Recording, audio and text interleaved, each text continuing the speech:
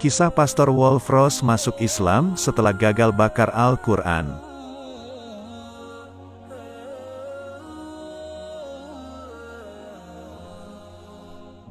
Pastor Walfross, namanya.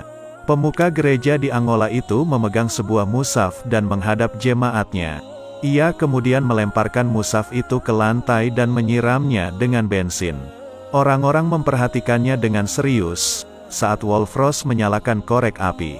Namun entah bagaimana, tiba-tiba tangannya tersulut api dari korek itu. Mungkin tadi tangan itu terciprat bensin saat menyiram mushaf. Tangannya pun terbakar, sedangkan mushaf tidak jadi dibakar. Tersentuh api pun tidak. Menyaksikan peristiwa itu, para jemaat tercengang keheranan. Tetapi yang lebih heran adalah Walfross sendiri. Ia memikirkan peristiwa itu, dan mulai menyadari betapa ajaibnya Al-Quran. Ia yang ingin membakar Al-Quran, justru tangannya sendiri yang terbakar.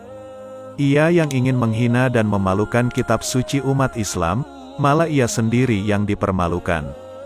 Walfross memikirkan peristiwa itu, keajaiban itu, dan mulai menyadari bahwa ia baru saja diselamatkan dari hal paling gila yang akan dilakukannya. Selama ini kebencian membuatnya tertutupi dari kebenaran Al-Quran. Selama ini kebencian membuatnya gelap memandang kitab suci yang mulai diakuinya penuh keajaiban. Dari lubuk hatinya yang paling dalam, ia kini menyadari bahwa Al-Quran adalah kebenaran. Walfross pun kemudian mengikrarkan diri masuk Islam dan membaca syahadat. Masuk Islamnya Walfross membuat lingkungannya gempar. Betapa tidak, ia yang dulunya paling gencar memusuhi Al-Quran, kini menjadi pengikutnya. Ia yang dulunya paling membenci Al-Quran, kini mengakui kebenarannya. Ia yang dulu berniat membakar Al-Quran, kini malah tunduk kepadanya. Ia masuk Islam, menjadi mualaf, mengakui Al-Quran sebagai wahyu ilahi dan kitab suci.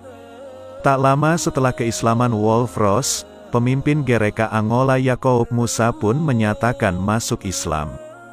Keislaman keduanya diikuti oleh masuk Islamnya sekitar 200 orang lainnya. Selain memimpin gereja, Yakoub Musa adalah sekretaris jenderal lembaga misionaris di Angola. Ia memangku jabatan itu kurang lebih selama 22 tahun. Begitu masuk Islam, ia kemudian mengundurkan diri dari jabatan tersebut.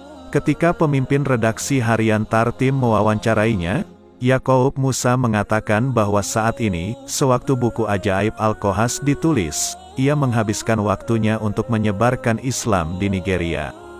Masya Allah, demikianlah saat hidayah datang. Ia datang kepada siapa yang dikehendakinya dengan berbagai cara yang kadang tak pernah diduga. Saat hidayah datang, dan seseorang menyambutnya dengan sepenuh hati, Allah pun mengubahnya dengan segera.